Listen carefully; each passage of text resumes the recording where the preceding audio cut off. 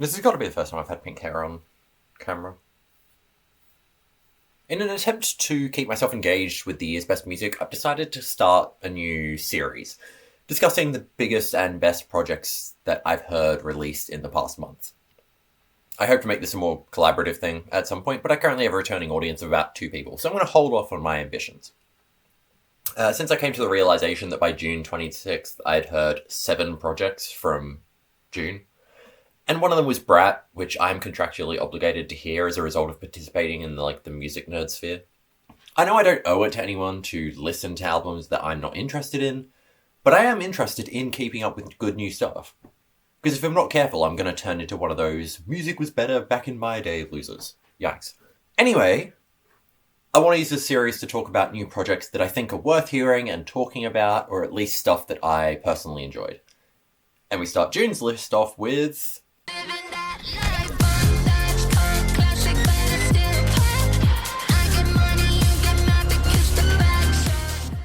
Yeah, I'll be the first to admit I don't love Brat as much as, literally everyone else seems to. Please, put down your tomatoes. Let me explain. Because it's still obviously a very good project. It's definitely a bounce back from the relatively weak Crash, and manages to do what her best projects do so well, balancing her fun-loving self with moments of introspection. For example, I loved Von Dutch immediately as a single because it just went hard. Not enough of these songs go hard. Early on in the record, there is also some pretty sweet pop tunes, tracks that lean less into the club sound that I absolutely love. 360 is a great opener, I love that bouncing beat and the hook melody, and Talk Talk was another one that I really liked, a great dance pop hit. And the balance of introspective moments shines brightly throughout, more than anything managing to expand the audience's perception of Charlie as someone with regular worries who also just happens to like partying. It's a portrait she's been painting ever since How I'm Feeling Now. While I don't connect with Brat the same way as everyone else, and definitely don't think it's her best, it's still a very good electropop record that deserves the attention it's getting.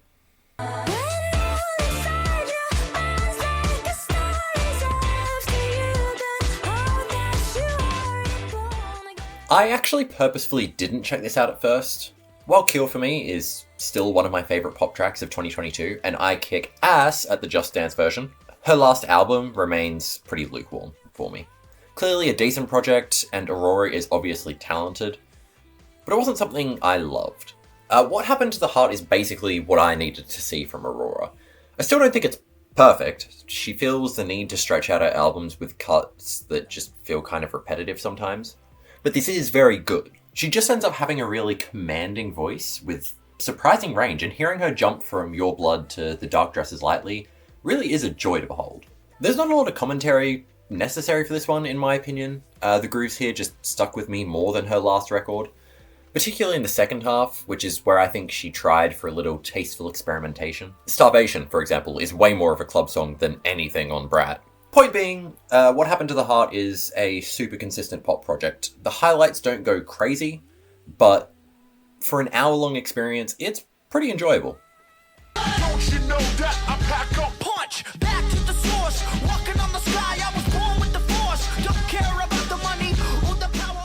Comfortably my most played album throughout this whole month. This one's sick.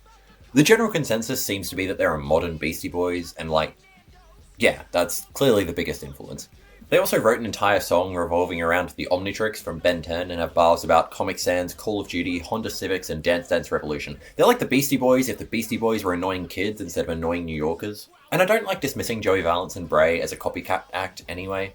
Just enjoy the vibes, rock out, shake your ass, and listen to some of the best chemistry between rappers I've heard in a while. Personal favourite track is probably the opener, Bust It. The chemistry is electric here, and I think the bass on the production feels so fresh and well done. Also, I think these guys eat ass.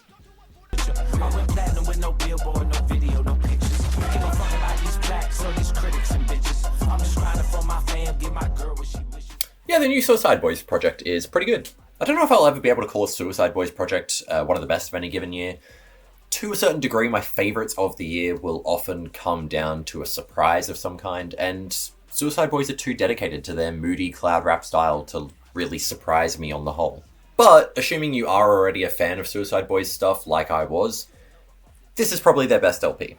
I don't think it's got the same energy as their early mixtape era, but it makes up for that somewhat by having some more catchy melodic performances and just a very complete vibe.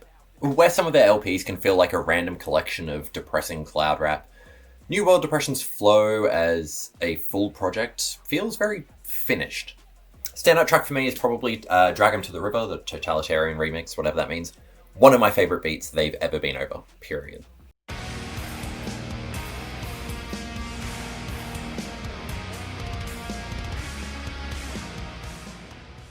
I'm definitely not a huge metal listener. There are metal projects I love and metal projects I hate.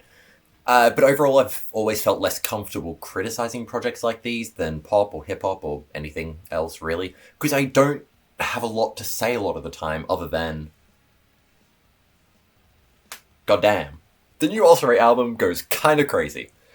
I like their last project, Stare Into Death and Be Still, enough without being, like, super hot on it. But this feels like a step up.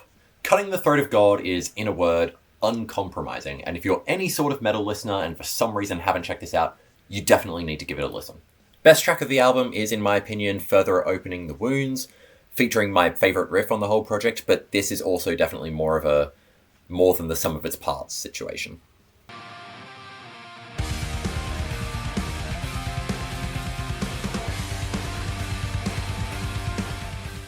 Kill your cynicism, Jaden. Kill it. This is a good album. You know this is a good album. Okay, look, I do like... how do you say this? Google Translate. Les Chants de l'Aurore. I do like Les Chants... I'm gonna really struggle to say this album name, aren't I? Okay, look, I do really like Les Chants de l'Aurore. I really do. And I don't want to let personal interpretations get in the way of that. It's a really well-made post-metal black gaze project, and the incorporation of dream pop and shoegaze elements is awesome. Can you tell I've never heard an Alcest project before this one right now? Still, there are parts of this that feel... fuck. Still, there are parts of this that just feel artificial to a degree, mostly on the first two tracks, as if I'd looked up inspiring music to feel happy to on a YouTube search engine. I think it says a lot that my favourite track here is Amethyst, which also happens to be the most straight-up black metal track here, piling on the most emotional resonance of the whole project. Oh god, here we go again. Les Chants de l'Aurore is, overall, a quality album that is breathtaking at points, and the highlights are worth a listen, no matter who you are.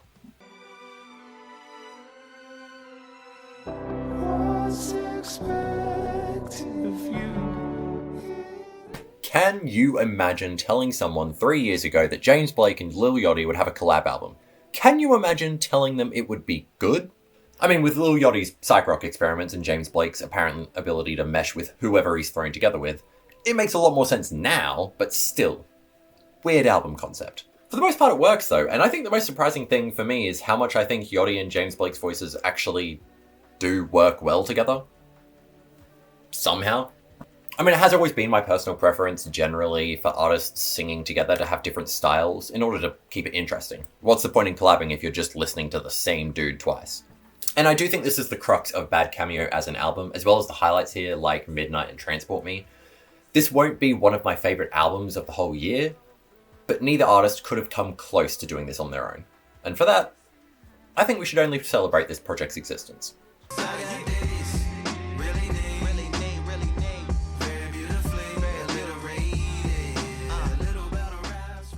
Lupe Fiasco's 9th studio album Samurai is, according to Lupe himself, based around the idea of Amy Winehouse as a battle rapper.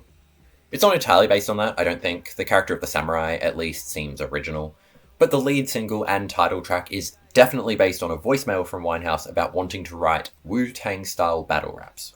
Point being, Samurai has a weird-ass concept, and it also might just be one of the albums of the year. At the very least, it's my rap album of the year so far. I've never heard a full Lupe Fiasco project before, but after hearing this, Drill Music and Zion and Food and Liquor are getting pushed right up my queue. Samurai is so smooth. It's a genuinely gorgeous jazz rap project that blew me away on first listen, and that I've re-listened to plenty of times over the last few days.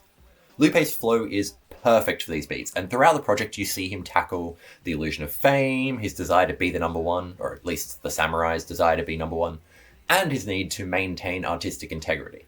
Whichever way you spin it, this kicks ass, and right from the moment you hit play, you are transported into his world. I'm trying not to raise my expectations too high for the rest of Lupe's work, but this one really hit hard. To the samurai, And that's it for this video. I will try in future to make up a list of 10. I think this is only 8 or something. But when I do this for future months, I will hopefully get it up to 10.